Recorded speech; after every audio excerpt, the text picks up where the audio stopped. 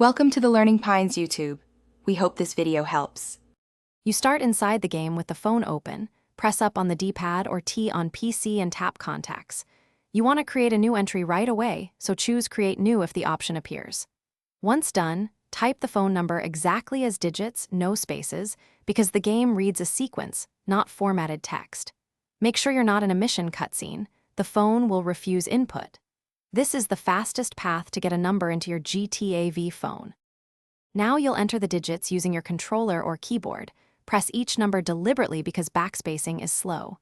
You should assign a short, unique name so you can find it quickly later. 1 or 2 words works best. After typing, move to confirm or save and commit the entry. If the game shows a small confirmation text, you're done. If no save button appears, cancel and reopen Contacts. Sometimes the UI glitches and reloading the phone clears it.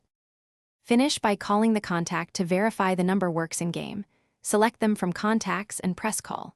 If the number doesn't appear or the call fails, make sure you saved properly, then reload your last save or restart the game because the phone UI can drop new entries.